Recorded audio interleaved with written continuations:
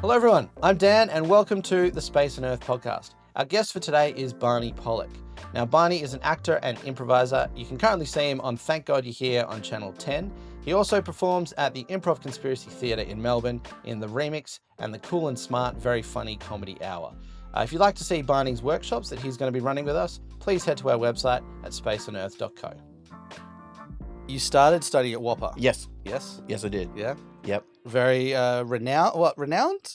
I guess, yeah. It's one of the top drama schools in the country, right? Yeah. Yeah. In the world. In the world? Yeah. Really? Mhm. Oh, okay. That exceeds even my knowledge. Yeah. Yep. That's right. And how was that? It was great. It was so fun. I tried to get in a lot before I got in.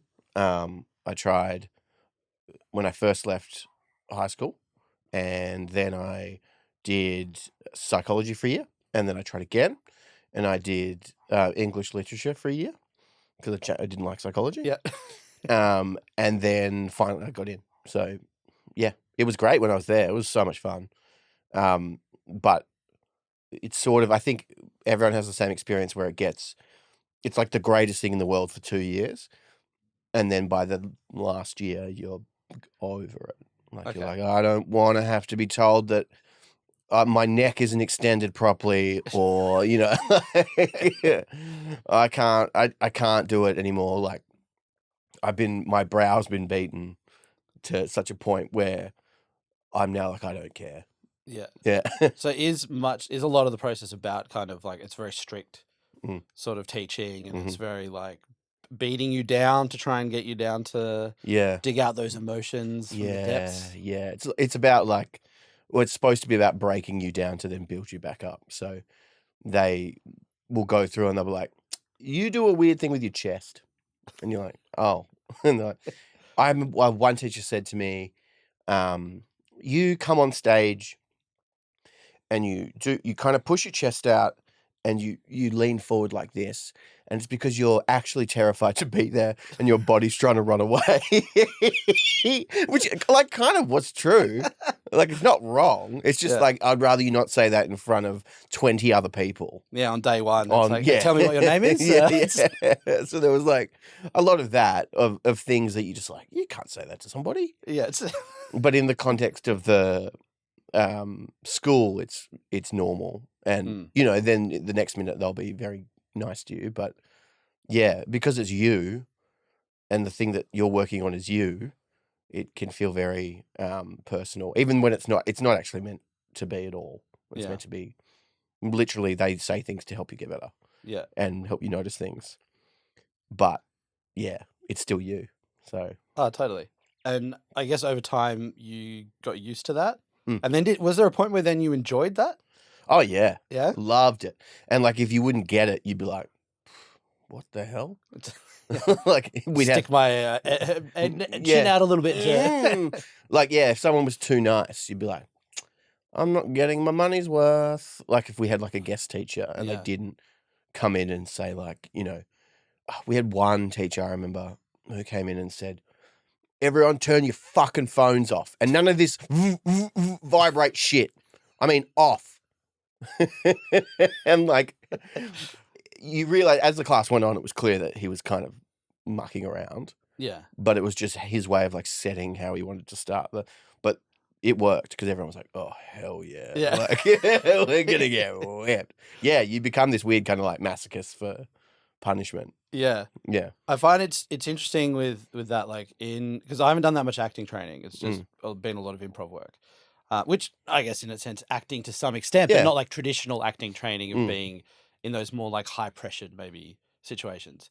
But I do remember at IO that one of the teachers I had for a week, Craig Euler, he was very different to everyone else. Everyone else was so loving and supportive and like build you up and everything like that. But he would be sitting in the back of the room, and while you're doing a scene, he would be muttering to someone else like comments about the scene.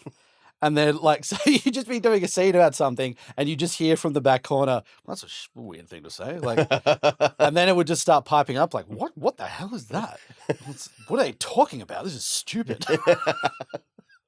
And it just ramped up, and it's like he was probably the closest that I've had in the improv world to a teacher who's gone, a little bit harder. Yeah.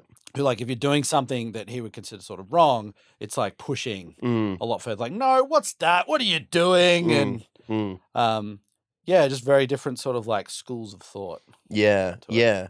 Yeah. It's funny. I definitely still have like a bit of leftover from that, where if I'm not getting that, I'm like, what is this? What's the point? Destroy me. Make me cry. Tear me down again. Yeah. Ask me if my parents support me. Exactly. Like, do something like that. Come on. Yeah, I've definitely found, I found doing improv, like all the teachers were great and really lovely. And it wasn't until after I'd finished the levels program at TIC and my improv comedy partner and I, Matt, did training with Ben Russell, and he would just be like, stop, what the hell was that? That sucks. Or he'd be like, what are you doing? And you'd be like, oh, I'm doing a scene with lots of business in it. And he goes, yeah, and you know that I hate that. So why are you doing it? Like, just like real. And I loved that. It was so good. I guess, is that the difference between maybe, say, teaching a class where you've got people who are, even though they're going through at different levels, they are at different levels themselves, to then actually coaching someone where you can just be probably a lot more honest. Yeah, yeah. And brutal, especially in two-prov. Like, you'll probably want that. You want that attention. Yeah. You really want someone to come in and like iron out all of those things. Yeah, well, I mean, one of the big things I've had to learn is that not everyone does. Okay. Not everyone actually does want you to be like, what the fuck? Yeah. Like, and sometimes people can find it quite confronting. And not this like, oh yeah, he's giving us the secret sauce. He's telling us he's being honest. Yeah, so that's definitely something I've had to learn with my teaching, to like be able to read when it's appropriate to, what to do when. Yeah. So do you get the most fun like when you're teaching, pushing those things and like really pushing for those, like, I guess, transformative moments in a session rather than sort of playing it nice? Yeah. Just for the sake of comfort in that sense. Yeah. Yeah. Because I mean, it's a complicated thing, I think, because there's also me wanting, if I'm being, paid to coach a team, that they get an outcome or they get something from it that they wouldn't get and maybe they would get, I don't know, if it was sort of more like soft touchy, like, great job, everyone. But I want them to, like, it's, meant to be the space where you kind of, if you're training or in a class, where you do try and stretch yourself or be pushed past where you usually would, because that's when you learn that you actually can go further than you thought you could. Yeah. And I guess it depends on like where the teams are at, or where the improvisers or performers or anyone is at in their sort of own journey. Like, if they're at a place where they're feeling pretty low on confidence, then maybe they might need more of like someone to be building that up and like more of a supportive type of coach. But if they're feeling pretty good and they're ready to like push further a little bit more, then, and they're in a position where they can take that on and actually, not have it tear them apart, then I guess that's where it's like, I think it's important for performers to know what they need, rather than just going like, this coach is good, this coach is not. It's like, there are different styles to it, and at different times you need to seek out different things. Oh, totally. Yeah. You need different, like, if you're feeling, or you're lacking confidence, and then you've got someone coming in being like, everything you do sucks. Make me laugh now. That's not going to be very helpful. You probably need someone that's going to big you up a bit. I try and when I teach now, and I think it works because I've never had to force it, but I'll start the class like a prick, and then by the end of the class I'll go, guys, you've done some fantastic work today. It's really great. I can see, can you see where you've, like, what you were doing and now what you've, and so I try and make a narrative of like, you leave feeling good. Yeah. And I haven't had to force it, which is good. Okay, Like, that's yeah, great. yeah.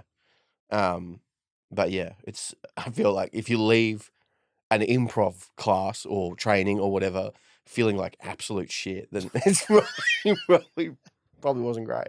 Yeah, I think that's a good point you make of whatever sort of happens in a session. And it might not even be due to the coach. It might be like, if, say, a difficult topic came up in a scene and you have to talk about it with everyone, and Mm. just those moments where it's not as fun, but maybe it's more about like learning something or working something out or wading through something, that leaving everything on a positive note really kind of it makes that so much better. Yeah, to go on. exactly. Yeah, it's like when players at the end of a sporting game shake hands, even though they've just been like absolutely slogging the shit out of each other. Yeah. Not that that's what it's like when I teach. It's not, but to leave, being like that's what we did and that was the thing, rather than, leave being like, oh my god, I suck at this, or I don't even know what I got out of that. It was, whatever. Yeah. Yeah, I think that's really important. Yeah, and I guess it's like that's where I have concerns about a more sort of hardline coaches, the ones that don't do that at the end, or like they make it so challenging to like earn even the slightest compliment from someone, or it takes till like the end of a 2-month term or something before they're finally like, good job in the scene. And then everything else before then had been like, this is wrong, why do you do this? All this sort of stuff. Yeah. So I think it's like probably a delicate line to play with there. But would you say that because of your background in psych, that you are like kind of more comfortable dealing with that and like having those conversations with people? I think so. Yeah, maybe. I also just realized that all that's been mentioned so far on this is that you said you did psych for a year, then stopped it. Yeah. But then I guess to jump forward a bit in that, went back to psych. Yeah. And now qualified. Yeah, well, I'm in my 6th year of clinical psych, so very close, but practicing. Yeah, I think the most important thing about having those is you need to create the agreement that you will at the start. So like, I'm going to say, I will, my promise to you is that I'll be completely honest, but I will be honest in my compliments as well as my criticisms.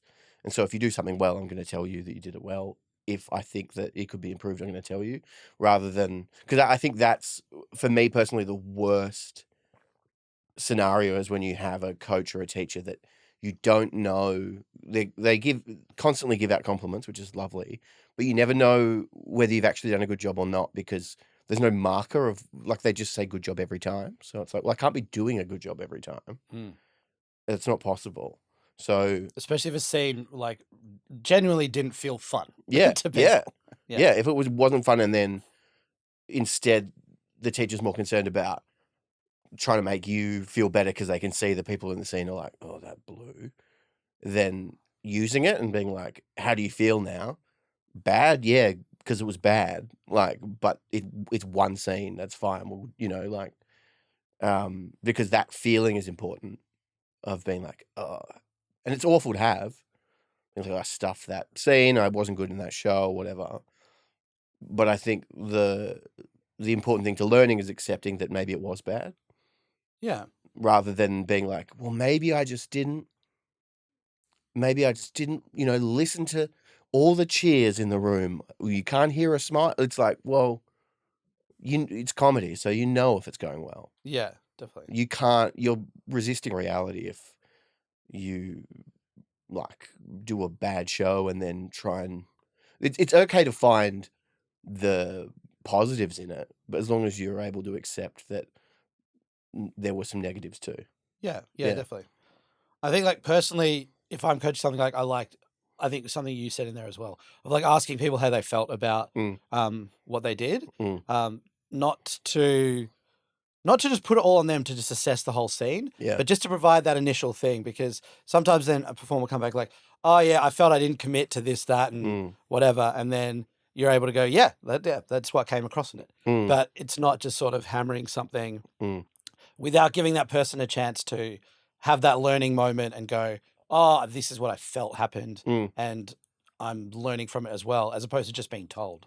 Yeah, totally. And it's also, then it's even more of you can switch to a positive thing, because if they say, oh, I didn't commit to that thing properly, and you go, well, that's how it read, then it's like, but I'm really pleased that you were able to see that as you were doing it, because you're able to reflect on your own performance, and that's how you learn. Yeah. And so that's a great skill to have, because some people, like, you'll go, how'd you feel? And they'll go, good. And you'll be like, that was a literal car accident. Like, and maybe they know that, but they don't want to say or whatever. But that someone actually having the courage to, and I don't mean like be like, oh, it was terrible, I suck, because you're not actually, you're wanting something different. Then you're not wanting to actually be like, I think this is why, or trying to figure out why. And then the other thing is that if you let people sit in the moment of like, well, that wasn't very good, it makes them better, I think, because then you can say, when they can realize that, oh, so when it doesn't go well, this is as bad as it feels. And I'm okay. And everything's going to be fine. It feels a bit crap, but then we're going to do the next thing and I'm probably going to forget about it. Yeah. So I think that's so important as well. And I feel like that's something that can be taken through to shows too. Because if you do that in training, you do a scene, doesn't go great or it doesn't feel great. Then you move on, you do another scene. That felt a lot better. We did all these things. Great. That worked a lot more. It sort of, it does give you that bounce back. Whereas sometimes then you'll go off into a show. And if a show didn't feel great, especially I think as you're early in performing, you then can like come off stage and you're just like so down and out about everything as if that's the end of the world. Like it's all over. But then it's like the next show goes really well. And so it's like, it's just, I think, getting used to bouncing back from those feelings and kind of maybe in some instances enjoying when they actually happen. Yeah. Of like being able to go like, wow, that scene really didn't work. Yeah. But I can laugh at it. Excuse me. I can laugh at it because it's like, it's not serious. It's very transient. We're moving on. We're going to do the next one. Yeah. Fine. Totally. Yeah. It's so transient. And like some of the best memories I have performing with Matt are when we've done things that have not worked. Yeah. Like, because we then have this wonderful gift of being able to laugh about them afterwards. And they're the things we're not like, how funny were we in that show? Like, that doesn't come up. And not because we're not trying to be egomaniacs, because we are, but like, that it's not as funny as when we talk about the time that he slapped me really hard and like was way too hard and I had stars and whatever. Or, there's so many times where that's happened, and they're the things that, especially I think in any size team or group, if everyone is acknowledging that that was crap and we can laugh about it, it brings you closer together and builds trust. Yeah. Yeah. And I guess as well, if everyone is still trying to make it good. Yeah, absolutely. But if someone's there, it's like, I'm going to just torpedo this whole show and bring everyone down. And I'm in a scene with Barney, I'm going to ruin it for him. And he said something to me before the show I'm not happy with, so I don't want to really do a scene with him tonight. Yeah. And it just gets all weird and all that. Like, if you still are going out there trying to make a good product, give the audience a good time, all that sort of stuff. Yeah. Well, that's the trust thing, or that's the thing that makes it, I guess, trusting that you're going out there and giving it everything you can give it in that moment.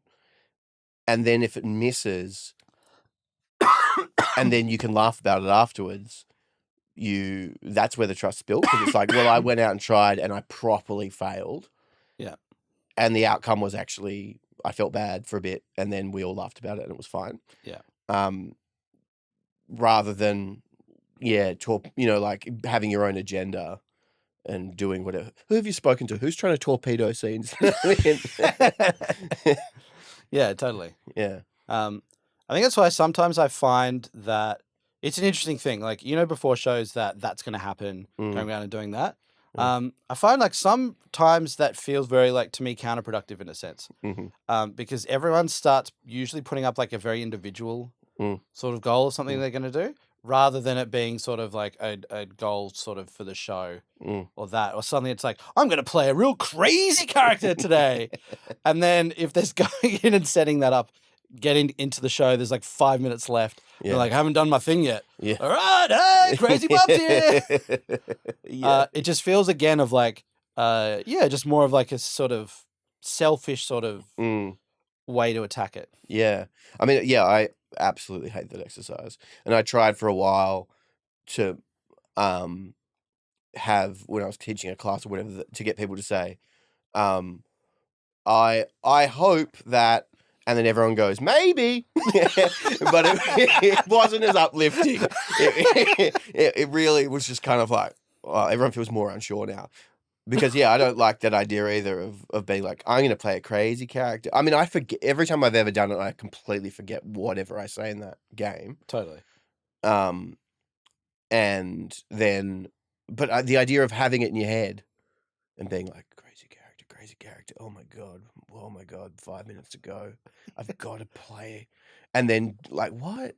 Like, because you said, and everyone said, that's going to happen. So then you're like, they are relying on me. I don't want to let them down. Yeah, to play the talking horse. Yeah. Like, what? And then, in those situations, if someone does go, I'm going to play a talking horse, if you're the coach, it would feel weird to jump in and be like, Steve, no. Like, you don't do that. That's too specific. That's too, and it's like, well, that's what I feel like doing tonight. Yeah. Follow the fun. Yeah. I'm going to do the talking horse. It's up to the rest of the team to jump on board. Follow my fun. Yeah. Would you say is improv your favorite form of improv? Yeah, without a doubt. Absolutely. Why would that be? Because it's just you and one other person, and that's it. I just like two. No, it's because I was actually talking to Adam Kangas from TIC about this.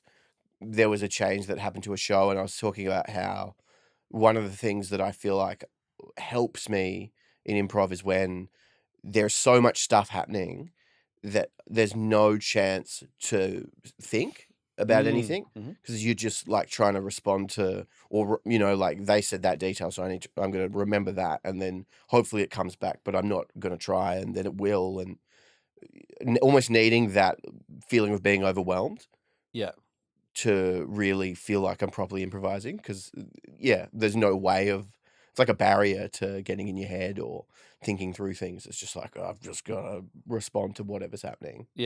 So I like it for that reason. I guess it's that feeling of just thinking about it, like if you're surfing. I'm not a surfer, never surfed, probably never going to surf. Okay. But I feel like it'd be like if you're catching a wave and it's like, instead of being behind it or being ahead of it and crashing and all that sort of stuff, but just really getting that moment of riding it and just kind of being there for the whole scene if possible. Like really just playing on the edge the whole time. Yeah. To me, it's like, to use your surfing metaphor, I don't know if you've ever paddled like up a wave and the wave has just started to peak and then curl, and you've got the feeling of like, I'm going to go over the falls backwards. It's like that. And you're just like trying to hang on, and you're like, and you either get over or it crashes. But that, you're right. Yeah, that feeling. Yeah. And I guess that plays into what you're talking about before, of like, if it does crash, then it's still fine and it's fine and you recover from it because you're trying to do the right thing. It's not like you were not trying to catch the wave at all, just sitting there and it just got dumped on you. Yeah. I'd love for any surfer. That's kind of funny too. Which is still funny as well. But I when I teach or coach, I often say that as long as you go for it, you're safe, because their audience is never not aware that you're improvising when you're improvising. They know. It's not a play where they are suspending their disbelief and thinking like, okay, so this person is this character and I need to forget that they have lines and all this kind of stuff. Like, part of the attractiveness, I think, for improv is that that people are just trying to make stuff up. And so if you go for something and it misses, that is so funny, because at least, and people acknowledge or like the fact that you tried to go for the big swing and you missed the ball. And it also, to me, is a little bit of like when you, how do I say this without sounding fucked? It's like with art, if you got to give something. So part of it is a performance, part of it is whatever, but part of it in improv is going for the big shot, and you might miss or you might hit, but it's the act of it that the audience, like, that's the connection bit, because then they see you miss And it's not like, I've never missed a bowl in my life. It's like, that's relatable watching you, the performer, try and do this character or whatever it is. Yeah. Yeah. So it's like they're there to see the swings rather than the hits. Yep. In that sense. When they see the hits, that's great too.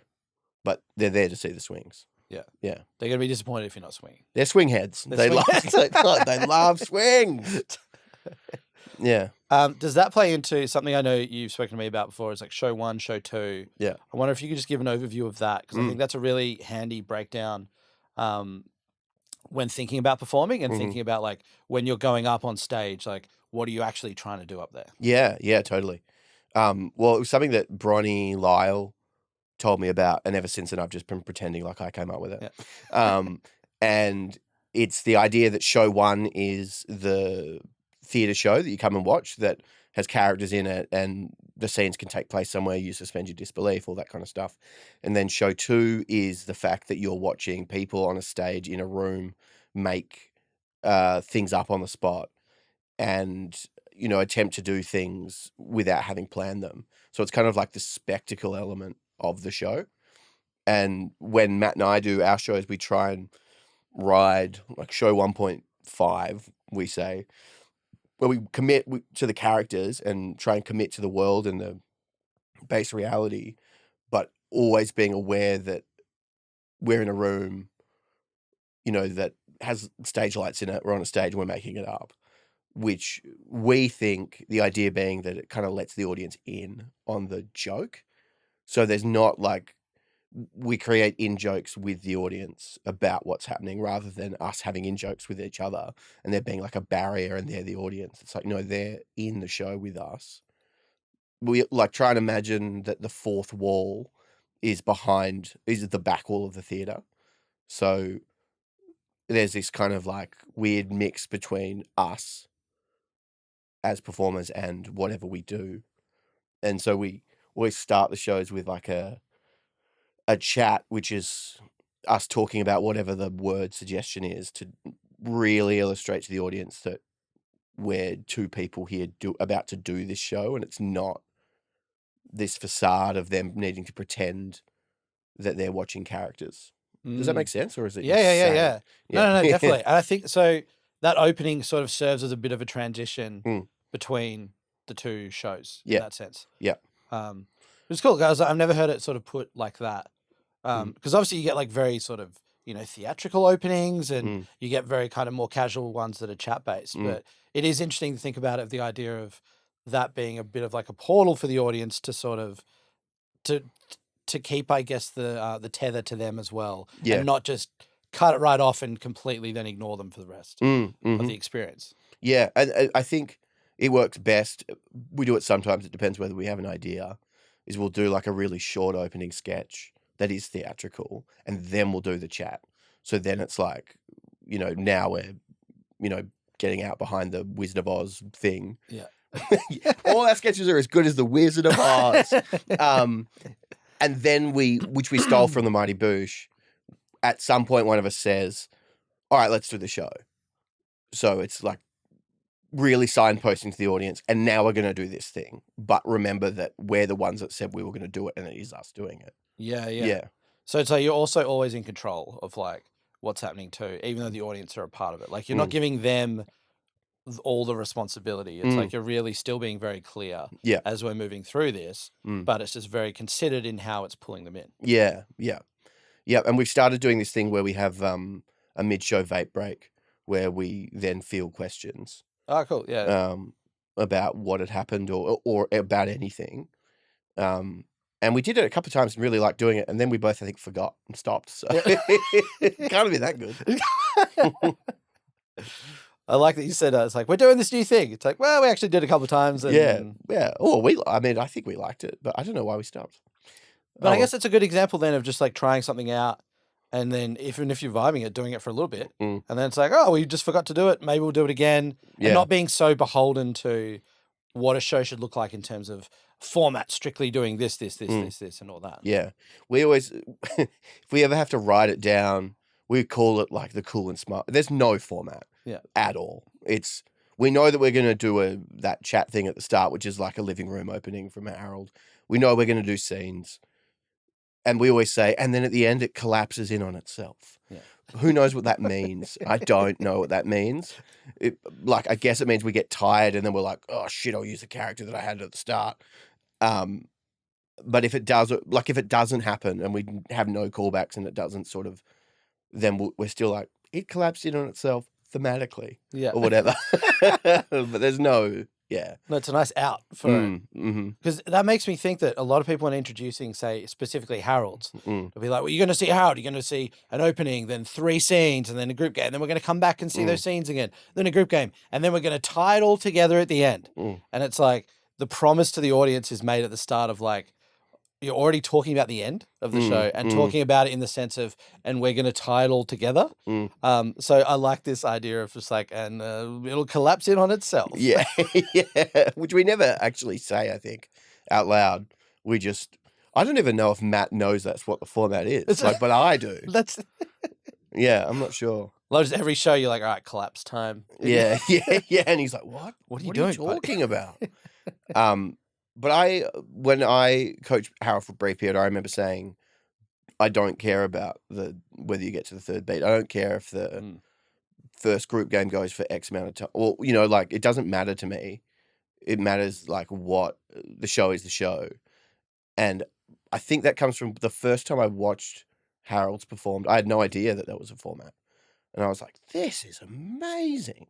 And then when I found out, it was like, finding out that Father Christmas, lives in the North Pole, not the South Pole. Of course, he's real. I just, as I was in my head, I was like, there could be children listening. There's no children listening to this. Do you want to come in here, Barney? Talk about this? It's like, massive rug pull. I was like, oh, I feel like I've been lied to. Like, this sucks. I thought it was just. They were just kind of doing what they wanted to do, which I guess is a testament to what I saw at the time, that's what it felt like. It didn't feel like there was a rhythm there was a rhythm, but it was organic to the show. I don't like formats at all. Yeah.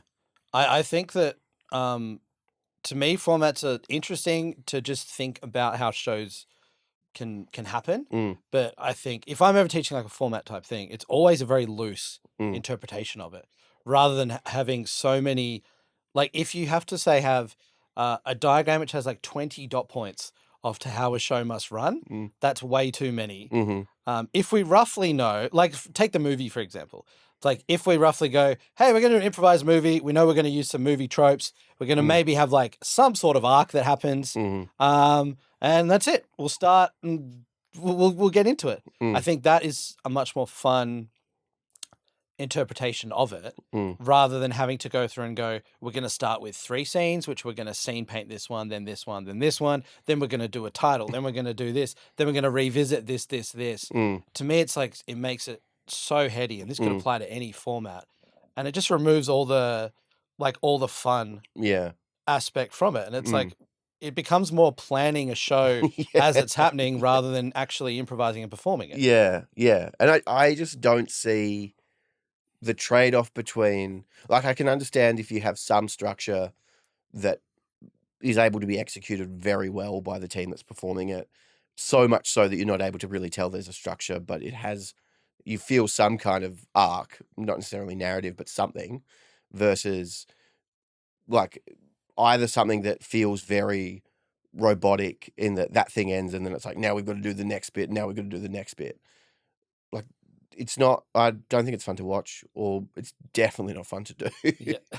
I can't. And some people really like the structure or the format, and good luck to them. Oh, totally. I guess it probably goes down to as well the confidence level of the performers, and if they're just doing the format because they like certain elements of it and they find it fun, or if they're doing the format because they think they need an interesting format to make an interesting show. And so they're getting too caught up on like, this format is going to save the show. We are beholden to this format. That's where all the magic happens, rather than looking at it as like, this is maybe a fun way to present a show. And we're not really that concerned if it does go off the rails in some way or if we deviate from it. But even if we do have a structure in place, the structure is there just to assist because we find it enjoyable. Yeah. But we could get up and just do a whole bunch of random scenes confidently for an hour and we don't care. To me, I think maybe that's the difference.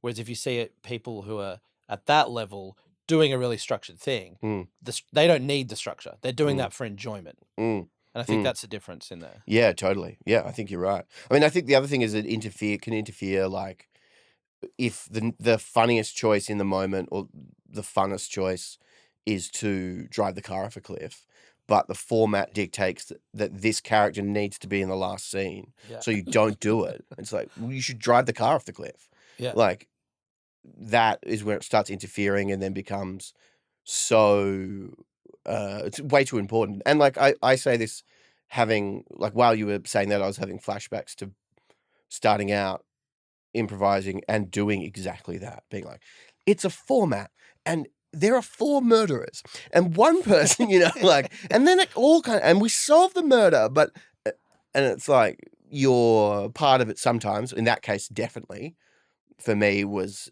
a lack of comfort or confidence in the improv, so you're kind of grasping for something that you can hang on to, which ends up being the format.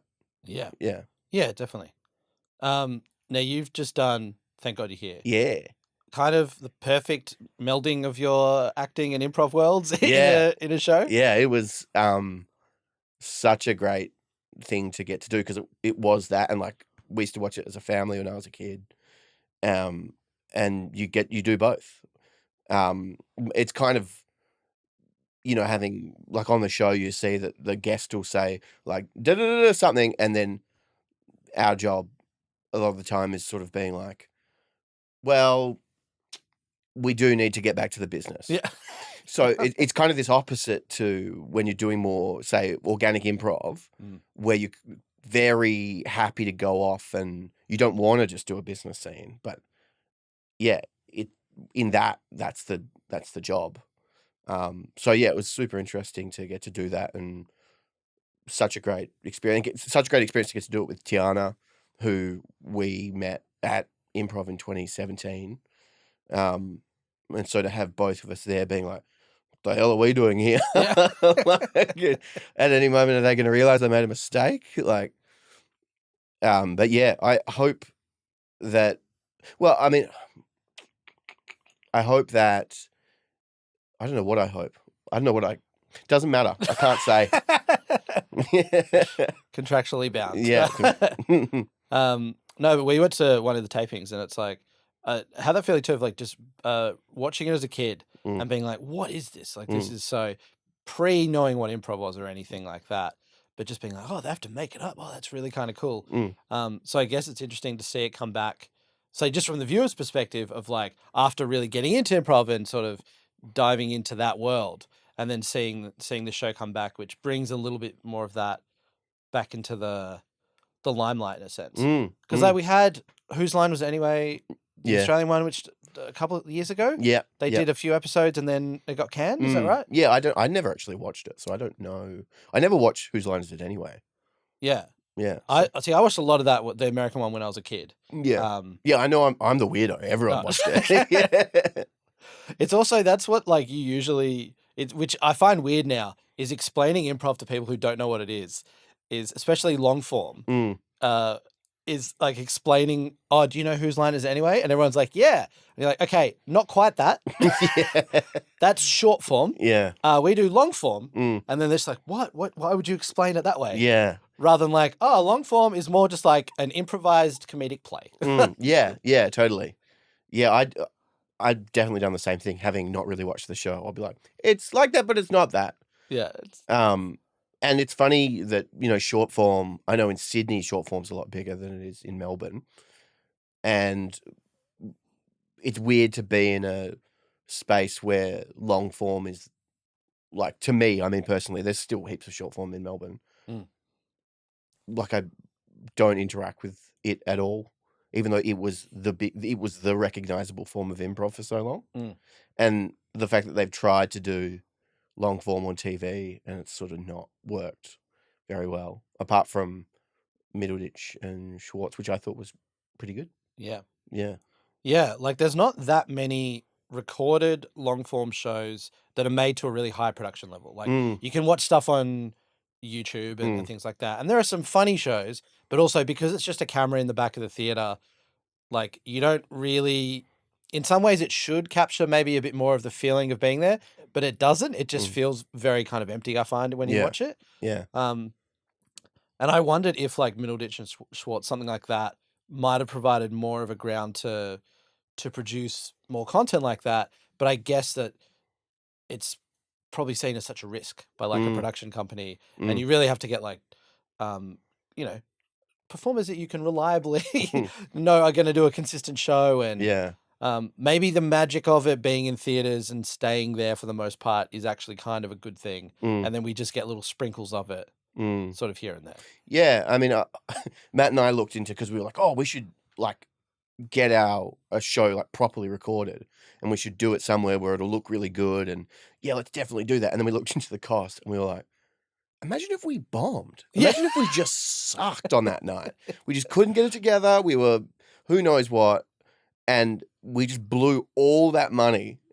And I guess it's, you know, the same in reverse from production, where they're like, well, we could sink all this money into something that we do not know if they're just going to absolutely cook it on the night, or we could give money to someone that's got something prepared, like a stand-up comedian. Yeah. That also got me when I found out they weren't just improvising. This is Wait. When I was little, I thought they were just stand-ups were just making it up. Oh, okay, gotcha. Yeah. And then when I realized that they weren't, I was like, oh, what? I love that all your traumatic moments of finding out things as a child were like comedy related. Yeah. Whereas me, I remember like standing in, we were in a 2-story house, and my bedroom was sort of at the front. There was like a little garden just in front. And I remember like, I must have been, I don't know, 8 or 9 or something like that. And just looking down out the window and seeing Dad like putting like Easter eggs all around that front garden, and just thinking at the time, like, got you. I got you. I knew. Yeah. I knew that the Easter Bunny was not real. Yeah, no. But I love you're in the back of the comedy club, and it's like, I've seen the set list for this person. What's going on here? Why have they got stuff written on their hands? Yeah. Oh no. Yeah, real issue. Real issue with that. Have you done much stand-up? No. I know you've done like improvised sort of stuff, right? Yeah.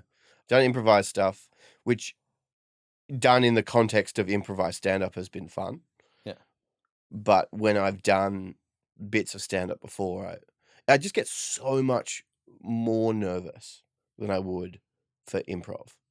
Doing something that's pre-written and rehearsed. And that's the same for sketch too. So much more nervous.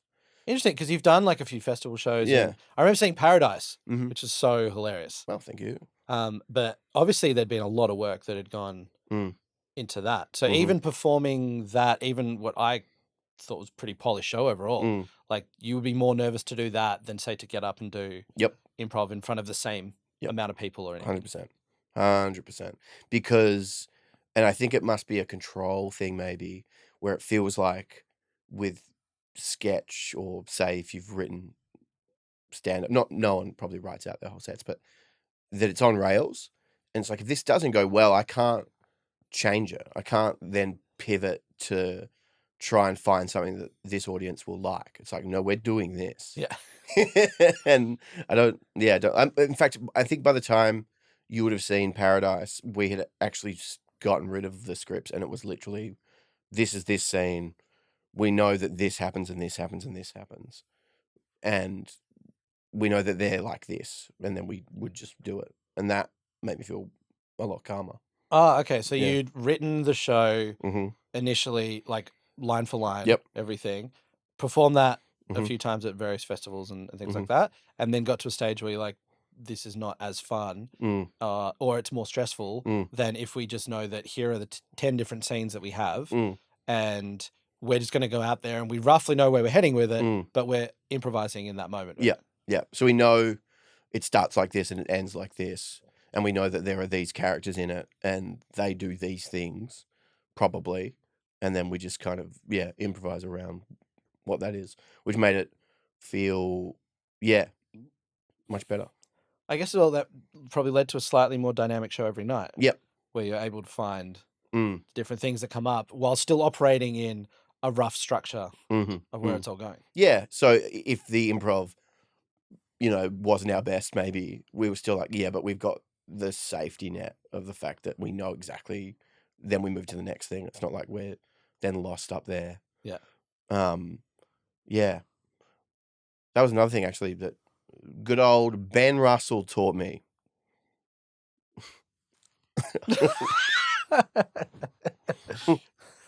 Great, this is recorded. Yeah, good. Do you?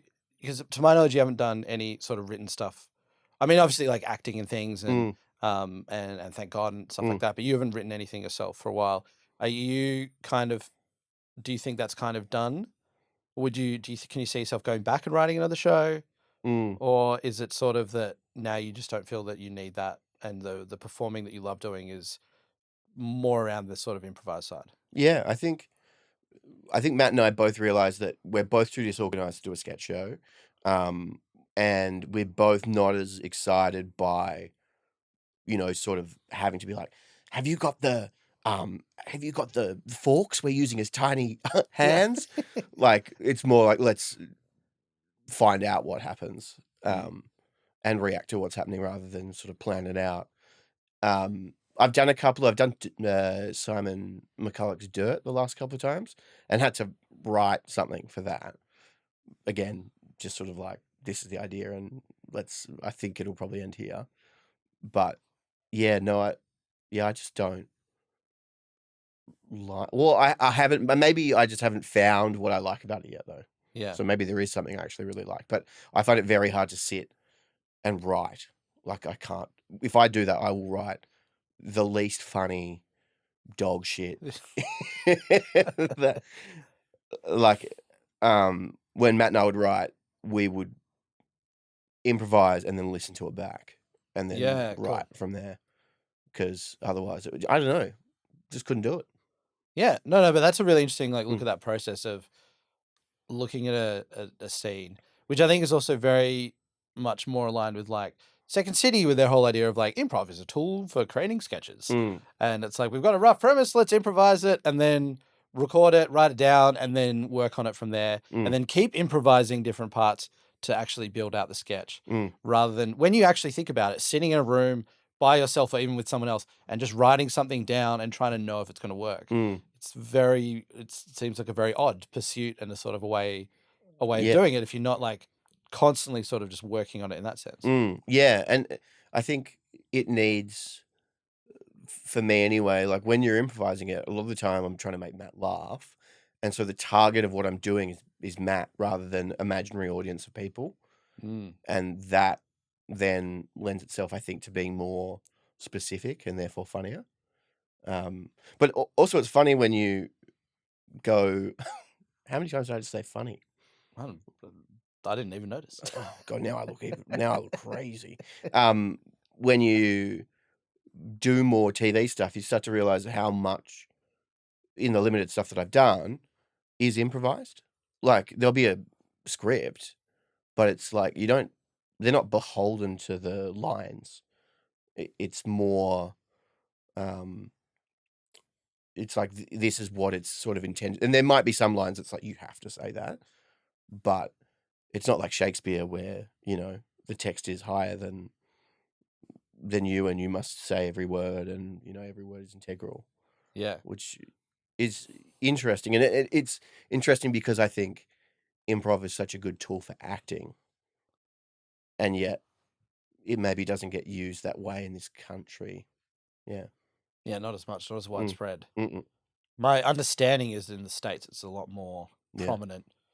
Both within just culture in general. That you say improv and they're like, yeah, I know that, cool. Yeah. Do they say cool? Do they say cool? Sometimes. Yeah. Sometimes. I felt when I was over there doing like, my sabbatical with all the courses and everything and just trying to load up on one trip as much as possible, that if people say, oh, what are you doing over here? And you do say improv, everyone knew. I didn't have to explain it once. Whereas I think still here, to anyone outside of a sort of a performing community, you say improv and it's just like you mean stand-up? Yeah. Like, no. And then you have to sort of go into sort of defining that. I get, I've had recently a couple of times I've said improv and people go, oh, like little skits. Like, what That's not belittling at yeah, all. yeah, I feel terrible. Little skits that you do with your friends. How's that? How's that going? I wonder if they do that to anything. I'm a painter. Oh, little just blobs on a sheet. Oh, you do little blobs, little finger painting on a wall. Yeah, I don't know. It was demoralizing. Yeah. It was worse than. Oh, do you mean stand up? Yeah. It was so much more. It was like, I know what that is. Yeah. And I'm gonna slam it. I feel as though like there's maybe an idea that so many things in society, like goal oriented, you have to do this.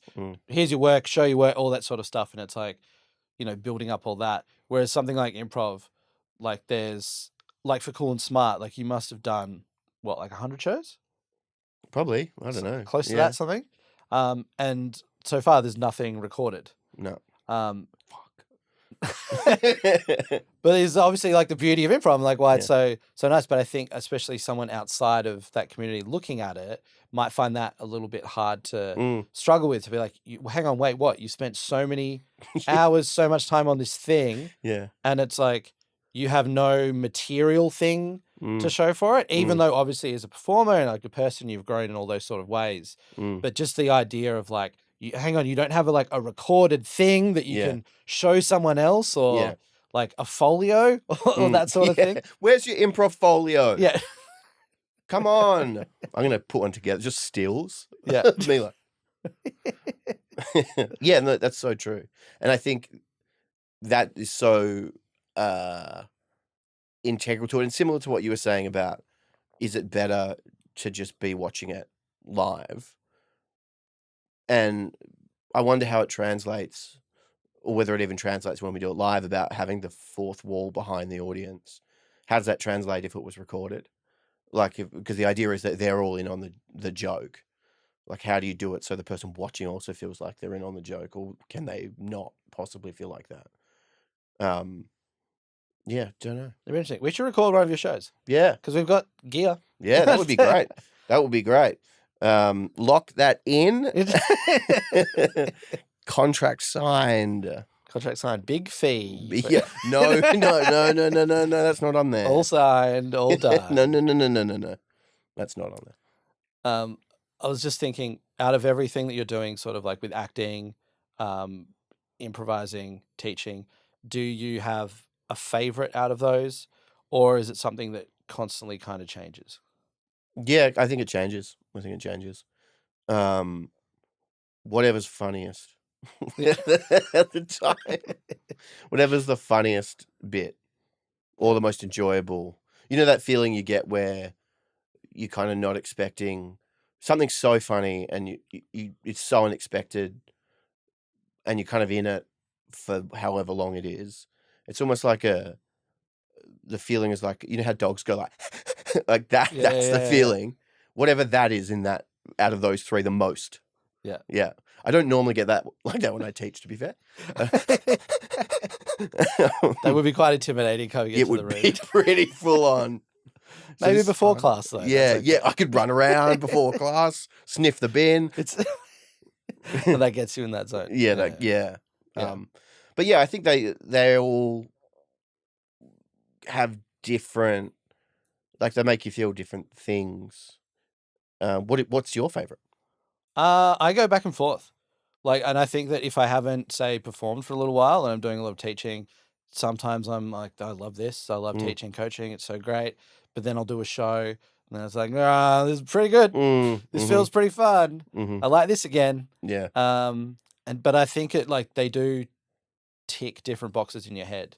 Not that you're just trying to go through a checklist of things, but they do give you different things from it, which I think is nice. That if you can find something in a creative sphere where you can play different roles, it means that I feel like it never really gets completely stale. Whereas I feel like if you're just doing one thing all the time, that might start becoming a little bit more challenging to find a freshness to the work that you're doing. Totally. Yeah. Yeah, I think you're right. I found when I first started teaching, my performing, my improv performing it got quite a bit better having taught for a term. And I found that really surprising. But did you have a similar experience, or is that just... No. I think teaching something helps you learn Yeah. so much more about it. And I feel like there's some quote out there of like, to teach is to learn or something like that. Yeah. Yeah. But I feel like that does really embody, especially with something like improv, like you start teaching and you're starting to field questions that you don't know the answer to when someone's asking, but you talk, you improvise. And so I think in that sense, it also practices like just being in a scenario where like going into a class and not even having a lesson plan, or having a rough idea of what you want to do, but then just being free to explore whatever happens in that class and go, all right, this group of people, they really seem to be liking this real physical work. So why should we stop that now and then go do this very sort of, mental exercise? It's like, let's just lean further into this and let's do this other exercise. Let's do that. So I think that it gets you in a mindset of having to take control of situations, but then also having to relinquish control of where it's heading. Yeah, true. That's a really good way of putting it. Wow. That's good. That's good. You mentioned, how do you feel about, do you have any favorite improv, like quotes? Because there is certainly a subsection, I think, of people that do improv that like love a quote. Yeah. Yeah. Are you a quote man? I don't know if I'm a quote man, but there's a quote I like about teaching, which I think it's something along the lines of like, the best teachers, like they'll show you where to look, but won't tell you what to see. And I really like that approach of, if you're working with someone, to not say, you know what? No, do this. Change. No, your milk bar's silly. You go that. What do you find in the back of the dentist's office? There's something right there on the table. It's a scalpel. That's what you found. As opposed to like, what else could you find in this space to work with? And then doing that. So I think in the teaching sense, that's one I really like. But in terms of like an improv quote for, say, a performer, nothing that comes to mind. Do you have one? No, I don't like them. I mean, I say that, but I think that's because, like, when I read them, I'll be like, oh yeah, nice. But in like trying to apply them then to, like, doesn't work. There's not a connection there.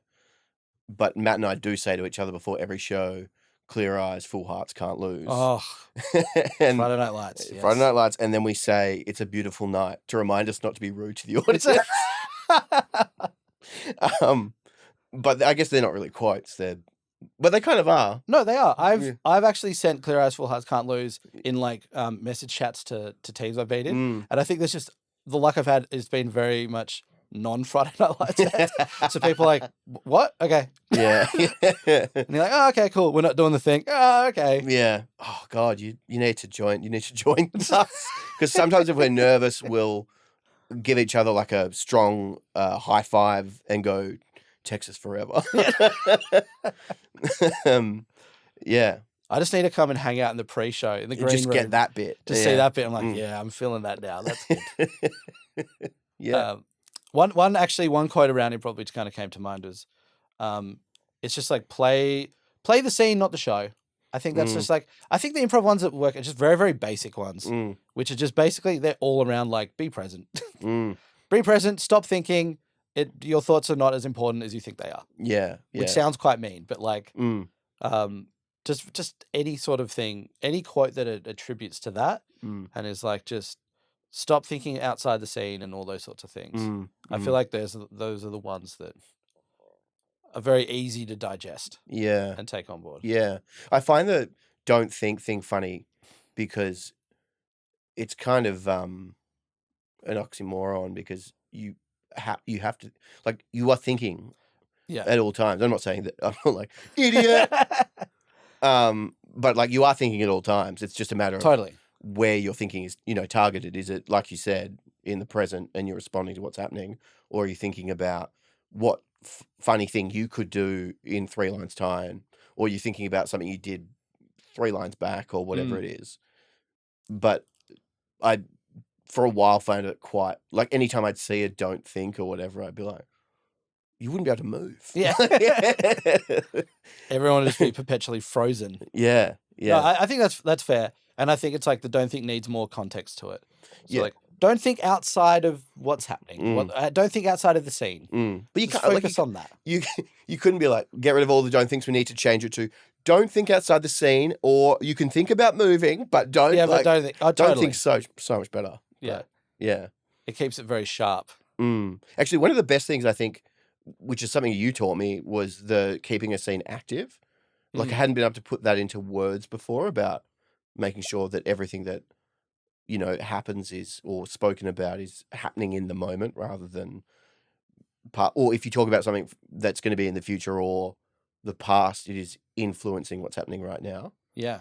And I have stolen that. I use it all the time. It's so good. Yeah, well, I stole it from a combination of like Matt Higbee, the teacher I had at IO, and he talked about it a little bit, but not so much in those terms. And I forget the person that ran a workshop at DCM, but they did one it was about making things active, and it's like that.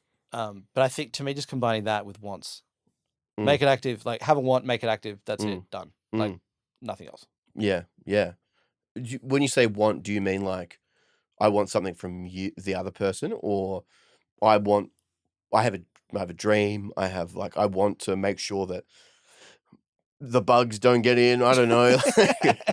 To me, it's something that like can be happening within that scene, and ideally, if it's through the other person, then that's optimum in my mind. Yeah. But then, because then it's like you're already just playing right there. You're not worrying about anything else. Like I always struggled more when it like that very say UCB type thing of like, let's have a point of view. Now let's make it up and expand it and have a global point of view, which represents everything.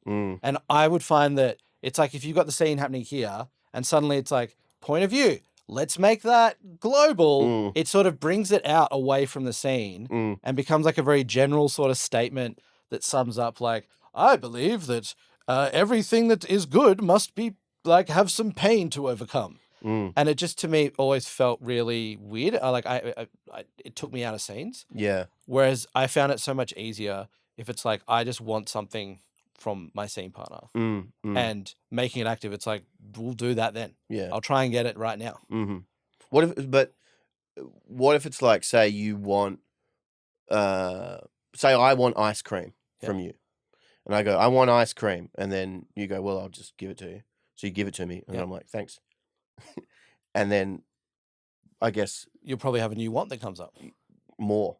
Yeah. We want more ice cream. Yeah. Great. More ice cream. Like we'll work through whatever that is. Yeah. Like I've always found it, again, challenging to play with. You've got one thing in the scene that you can never ever like achieve. And to me, it's not about problem solving. But if you want ice cream and I don't want the ice cream and I've got it here, it feels false for me to instinctively go, I'm going to push back on this even if I don't believe it. I'm like, I don't care about this ice cream. Fine. All right. Have the ice cream. But if I really care about the ice cream, then I would play to that want from my side. Yeah. And then see what happens. But then, I guess it's not a rule, but like guidance to, if someone wants something or wants to do something, just do it immediately. Yeah. So like, say if I said I want ice cream and you had an ice cream, would you? Doesn't matter. I'm answering my own questions as I'm going, because you could say no, and then I could say you're the worst dad ever. Yeah. Yeah, and then it becomes about We'll find different ways to like play with it. To me, it's just the fact that you really have decided you really want my ice cream. If I emotionally, and if I'm in the scene, I'm committing to it. If I emotionally have not got to the place where I am defensive of this ice cream, I think if I force that too much, then to me, it gets me in my head and makes me think I'm not being truthful to how I actually feel. Whereas if I'm feeling really happy, I'm like, yes, son, have another scoop. It's like, that's just not the thing that the scene is going to be about, unless you are obsessed with more ice cream, like you said, and then maybe it comes up and we dive deeper into that. Yeah, yeah. I think it was interesting what you said before about being married to like a global point of view, then that's the thing that you do. Because to me, one of the funniest things is someone being like, I'm someone that loves singing in the rain. And then halfway through the scene, they're like, ow, I hate rain. Like, that's funny to me, that if it flips completely and then what they were saying before then it's like, why were you saying that you love it? You hate it. And Yeah. it's like, I don't know. I just want to impress you. Like that makes it so much more interesting because that's what people do. Yeah. I was coaching the other night and I said, which I was working it as I was saying it. But for me, the biggest thing I learned that I found the most helpful was that let your mouth just go. And then you are then going, oh, okay, that's what they think. Oh, okay. So all right. Yep. Okay. Now I'm not working it out in here. It's all happening in my dialogue. And then I'm like, okay, because that keeps you on the same plane as your scene partner and the audience. Cause there's no like preconceived thought about what this person is or what they're going to do. Yeah, totally. Yeah. I was thinking with this too, like, to your point, like, I don't think point of view is bad. So like, but your point of view then was like funny because it had that specificity in it, and it felt like that was maybe also present to the scene, and we weren't working too hard to remove it. Like, I just feel that real strict UCB approach, where if people really apply that, they'd be like, all right, so you love singing in the rain. So what does that actually mean? Why do you love singing in the rain? And it's like, oh, well, I love doing fun things. Well, in adversity. Yeah. And then it goes to that. So then it's like, oh, great. Now we can take it to all these other different places. And to me, I just feel that is the side where I don't think point of views need to be pushed that far. But that idea of like, I love singing in the rain. Great. Yeah. Yeah. I mean, I've never done it. Have you? I've never Sung had in the urge. rain? No. Wow. 29 years. I've never done it. Never done it. But I think, like, it's funny how, especially when you're starting out, you think that you need so much more. And again, this is like I'm not like, oh, I've conquered this. It's like me working this out. Still, it's like you can just be like, I love chairs. Yeah. And then that's it. And you don't have to then be like, because my father, which is you, is a chair maker. And that, it's like, no, just love chairs. Yeah. Like, and this chair. Yeah. Yeah. I think that's to me so much simpler. But yeah, you're right. Like, if you're pushed for, why do you love chairs? And it's like, well, my father is a chair maker. Yeah. We're already like, we're here within a scene with the I love chairs. Yeah. But then my father, it's like, even if it's me, it's like, and I'm a chair maker, then it starts removing outside of where we are. And it starts, I think, just getting away. Yeah. But that's such like, that would be such a funny initiation to me of just like, I love chairs. Yeah. Yeah. Right? And it kind of gives you, it's that whole thing of like, you can make comedy about something that you love. Like you can make fun of something that you love much better than something you don't like. Yeah. Because there's not that nastiness. I'm not a chair fanatic. Yeah. But, that was another thing I think that you learn as you go along. You're like, oh, if it's coming from a place of, I actually really like wrestling, I can make fun of it until the cows come home because at the end of the day I love it, and that comes through rather than I hate rugby league, and if I'm doing like, you'd be like, oh, this is a bit like bitter or weird or I get that. It just feels mean, and it's like, especially then if the other character loves rugby league or something, it becomes a mean, like, this like tension comes up sort of from nowhere. And it is weird to just base something of like, I hate that. Yeah. It's that whole, which if I hate that, then what do I love? If I love that, then what do I hate? Yeah. Like if you work like in that kind of dichotomy, you can learn quite a lot about, you can give your character quite a lot of things. Yeah. And because comedic characters are, I guess, extreme, like being able to jump from those things can be useful. I gave that note once in a class, and everyone who did scenes after trying to do that, all the scenes sucked. They really went down in quality, and that was my fault, not theirs. So I don't know whether that's actually good advice or not. But no, I think it is. Like, it would be a note that I give out, so maybe I defend in a sense. But if someone's like, I hate something, it's like, to me, it's like, well, what do you love? What do you love then? Yeah. Rather than just sitting on like, I hate that. It's like, well, what do you love instead? I hate watching the Super Bowl. Yeah. What do you prefer to be watching? Yeah. I want to watch Garfield. Yeah, exactly. Yeah. And then you've got like Why isn't it not Garfield Day? Like, yeah. Sit down, you like this, but is Garfield coming out? Yeah. And it's like, great, we get to, Mm, we're playing like, I think then what you have is like, if you have conflicts that are coming from both persons' love of something, it's like the conflict is coming from the ideas butting up against each other, not this weird thing where like you're in war and like just opposed and on other sides of the trenches. yeah. It's just that your wants like competing in a sense. Yeah. Like you want to watch Super Bowl, you want to watch Garfield. Like it's that battle is fun to see sort of play out. Yeah. Rather than like someone wants something, another person just hates it. Yeah. Yeah. It's funny though, because then, and I've done this myself, when you get the counter note to that, that's like, no, we don't want conflict, say, which actually you do want, but you don't want arguing. And then all the scenes end up being like, I'm so pleased to be sitting here with you on this park bench. Yeah. And then the other person will be like, me too. Isn't it a beautiful day? And you're like, what Yeah. the hell is happening? It's almost like putting the training wheels on way too much. Yeah. And being like, we don't trust you to have like discover a fun conflict with the seed. So let's just avoid it completely.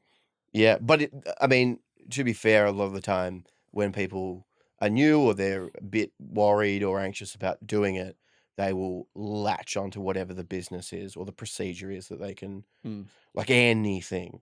Yeah. Like, like in that scene, like, okay, what do I do now?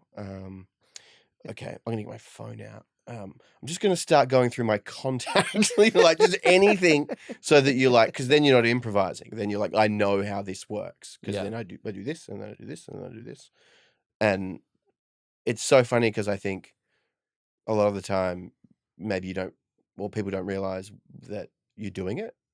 Yeah. Yeah. I think maybe then it's like if the note is given as a negative, that's where it's more troubling, where it's like, don't do that, avoid this, avoid that, as opposed to like, what's the positive behavior you're trying to reinforce? So I think if you're trying to do that, you can kind of guide people away from conflict, especially as they're starting out, like you're saying, but you're not putting it in as a specific fear-based rule to just like avoid completely. So then, you know, a few months later, once they've developed that a bit more confidence and they feel more comfortable in scenes, and then they can start playing around with conflict more in a fun way. It doesn't feel like it's this sin that they then have to go like lash themselves after the show. For sort of, you know, diverging into. Yeah, totally. Yeah. I mean, that's so funny in itself to come off after doing an improv show being like, damn it! Oh, no! I cooked it, guys. My point of view wasn't clear. And I got into a conflict. Like, one of... And it's like, honey, you did a great show. Thanks for inviting us. Yeah. No, guys, you don't get it. Stupid. I love, and I think Josh Schodziesner's so good at this, and I remember him teaching it, is the like playing to lose all the time. And you can take that to such a complexity where if you get into an argument, you just are constantly self-sabotaging yourself, like while still maintaining that you should win the argument. Yeah.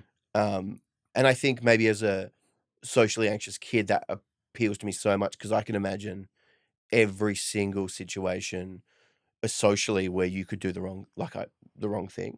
Yeah. So then that is like, oh, now there's a space where I can just constantly do the wrong thing. Yeah. And it gets rewarded rather than it be embarrassing. Yeah. Yeah.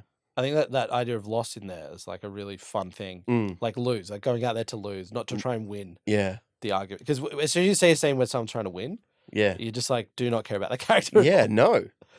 But where you see that playful losing, or constantly over and over again, and still trying though, like I find that so funny. Yeah, that's something to latch onto. Thanks for joining us for this episode. If you'd like to see our upcoming workshops or join our online community at our Discord server, please head to spaceandearth.co.